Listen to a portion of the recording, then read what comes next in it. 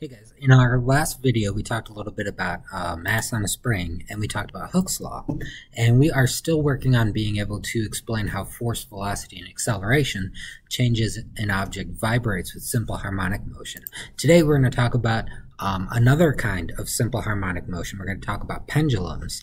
We're going to learn some different terms related to objects in simple harmonic motion. We're going to learn how to find the period of a pendulum, and then near the end of the video here we're going to go back to the mass on a spring, and we're going to talk about how to find the period of the mass on a spring. So let's get to that and talk about pendulums. Here I have a pendulum, right? The pendulum consists of mass at the end of a string, and we can take the pendulum and go like so, and you can see it'll go back and forth, right? There are a couple of words we need to be familiar with, not just for learning about pendulums, but also later on when we go on and we talk about waves and we talk about sound and light. There are some words we need to be familiar with. One of them is what's called the amplitude. The amplitude of a thing that's in periodic motion like this, like a pendulum, is its maximum displacement from its equilibrium point. So if you look at my pendulum, right here is the equilibrium point, right there, right? And its amplitude is the furthest it gets away from that. So if I pull it back this far and let it go, its amplitude is just that distance away from its equilibrium point that it gets to.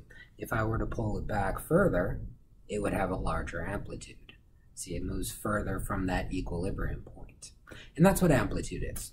Another word we need to be familiar with is what's called the period. The period is what we call time when we're dealing with periodic motions, right? It's where the word periodic comes from. It's having to do with a period. The period is how much time it takes for one back and forth motion to happen. So for my pendulum, if you were to time this, that's one period. This is 2 periods, right? And you would time how long each back and forth motion takes, and that's called the period. Period is an amount of time, so it's measured in seconds, right? The other thing very much related to period that we need to be familiar with is what's called the frequency.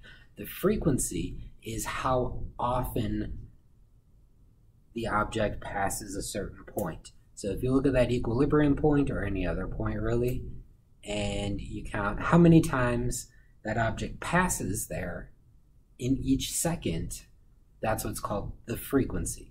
Now the period and the frequency are very much related. If you know one, you know the other one. Let's go talk about that a little bit. Okay, some things related to these terms that we want to be familiar with. The amplitude, like we just talked about, is a distance away from the equilibrium point. As a distance, we're going to measure it in units of distance, right? We'll measure it in meters.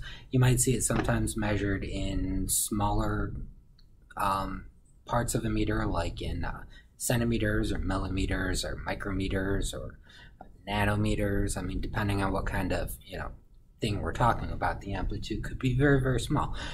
If we're talking about like earthquake waves, might be measured in kilometers or something, right? But it's measured in units of distance, meters. And not that we're going to use it very much in our class, but the variable we usually use for an amplitude is a capital A. Okay. The other two we're gonna use much more often. The period, we use a variable capital T for the period because it's like a time, right? So we use capital T. As a time, it's measured in units of time. It'll be measured in seconds. And frequency, we use a lowercase f for frequency. And the units for frequency are either 1 over seconds, which is also called a hertz, Hz, hertz. And like we mentioned a second ago, period and frequency are very much related by this relationship here. The period of an object that's in periodic motion is 1 divided by the frequency. And the frequency is 1 divided by the period. If you know one of these, you can use some algebra to solve for the other one, but they're inverses of each other. They're reciprocals of each other. So if the period is 2 seconds, the frequency is half a second. If the frequency is a third of a second, then the period is 3 seconds, right? So, if you know one, you know the other, because they're reciprocals of each other, period and frequency. Okay, if we're talking about a pendulum, then the period of the pendulum depends on, two parts of what makes up the pendulum. The period of a pendulum depends on the length of the pendulum, the length of the string, and also on the acceleration due to gravity. So the period of a pendulum you can easily calculate if you know the length of the string, and if it's on Earth, you know the acceleration due to gravity. The period of a pendulum is 2 pi times the square root of the length divided by the acceleration due to gravity. Now, the length is easy enough to measure, right? It's just the length of that string. It's how long is the pendulum. And then AG, the acceleration due to gravity, is G, as long as you're on Earth, right? It's, negative 9.81 meters per second squared. Now, of course, you got to be careful in this here equation. Since G we usually think of as negative, if we put in that length as a positive, then you're going to get the square root of a negative number, which doesn't make sense, right? So, I mean, I would just kind of in general neglect to put the negative sign on G in the equation, and then you'll come out with a positive, and then you won't have any problems, right? So that is how you can calculate the period of a pendulum. Let's take a look at an example of how we work with this. All right, this here example, it says, you need to know the height of a tower, but darkness obscures the ceiling. You note that a pendulum extending from the ceiling almost touches the floor, and that its period is 12 seconds. How tall is the tower? So really, the only information here they gave you was the period of the pendulum,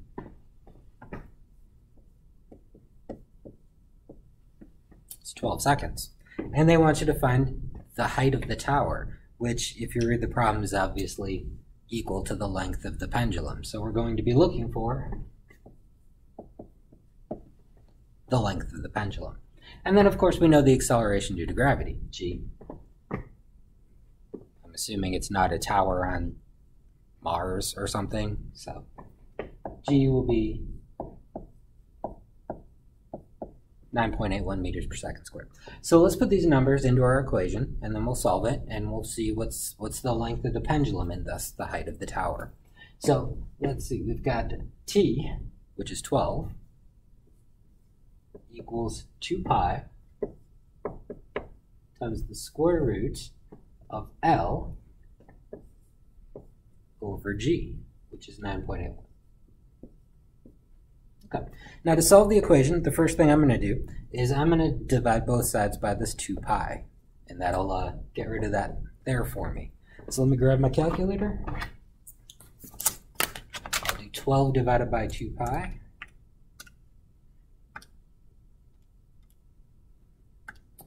And if you're putting these in the calculator, you might want to be careful with it. If you just type 12 divided by 2 pi on these calculators, it's going to do 12 divided by 2 and then times pi. Instead, if you put that 2 pi in parentheses, it won't make that mistake. So there I get about 1.9. So over here I've got 1.9 equals the square root of L over 9.81. Okay. Now, since everything is underneath the square root now, I need to get rid of the square root. So I'm going to square both sides. So I'm going to go and do 1.9 squared and see what I get there. And I get about 3.6. 3.6 equals, now that square root sign is gone, got L over 9.81. Okay. And now, of course, you can probably see all I got to do is multiply both sides by 9.81. So multiply by 9.81, and L is equal to about 36. I need two significant figures, right? So yeah, that's about 36. Being a length, that'll be in meters. So the length of that pendulum is about 36 meters, and thus the height of the tower is about 36 meters. Not too terribly difficult, right? back to our mass and spring system now. Rather than vibrating back and forth the same way the pendulum did, the mass and spring system will vibrate up and down, right? You can see it going up and down like this, right? The mass and spring system also has both a period and a frequency, which you can calculate. We can calculate the period of this mass and spring system by doing 2 pi times the square root of the mass divided by the spring constant. So that's 2 pi square root m over k. So we can go ahead and we can do some examples and calculate what's the period of a mass and spring system. And then if you want, you can go ahead and you can find the frequency of the mass and spring system by doing 1 divided by the period. Right? So let's go ahead and take a look at an example of how we might do one of these problems. All right, for the mass and spring system, the period is 2 pi times the square root of m over k. The problem says the body of a 1,275 kilogram car is supported on a frame by 4 springs. 2 people riding in the car have a combined mass of 153 kilograms. When driven over a pothole in the road, the frame vibrates with a period of 0.840 seconds. For the first few seconds, the vibration approximates simple harmonic motion.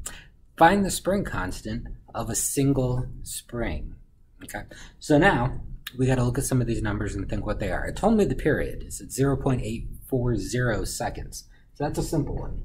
Period 0.840 seconds. Okay. Now it also told me a couple of different masses. So we've got mass up here, right?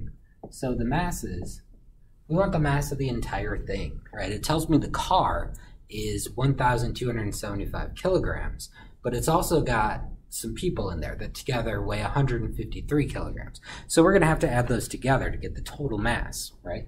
So it's 1,275 kilograms plus, 153 kilograms. So the total mass, let's see, would be, to add this up, 1,275 and 153 gives us 1,428 kilograms. Okay, and now it asks us to find the spring constants. Okay, this is what we don't know. This is what we're looking for. Okay, and little twist at the end. We'll come back to that at the end and explain what's going on here. All right, so let's put the numbers into our equation and see what happens. Okay, so T was 0.840, let's see, equals 2 pi times the square root, and then we've got m, which is 1428 divided by k. Okay, let's go ahead and solve this. We'll divide both sides by that 2 pi. And again, be careful putting that into the calculator. Otherwise, it might think you want to multiply by pi instead of divide it. There I get 3 significant figures. So I get 0.134. And then we've got there the square root of 1428 over k. We'll square both sides to get rid of that square root. So let's square that. And we get 0.0179. 3 significant figures. 1428 over k. Okay, now I'm going to multiply k over to the other side. 0.0179 times k equals 1428. And then, of course, we'll divide both sides by that 0.0179. So I got 1428 divided by 0.0179. So there k is equal to, let's see, I get 79,777, and I need 3 significant figures. So we'll go 79,800. And k would be in newtons per meter. Now, the thing we got to be careful of here and be mindful of is these are springs on a car, right? And the car is going to have 4 springs, 1 for each wheel. And so, you know, the question gave us a big clue there. It said find the spring constant of a single spring. So assuming they're all the same, we'll just divide this by 4, right? So 79,800 divided by 4. It's going to come out to 19,950 with 3 significant figures. We'll say that's about 20,000. We'll put that in scientific notation. 2.00 times 10 to the 4th newtons per meter. It's going to be easier to express there in scientific notation.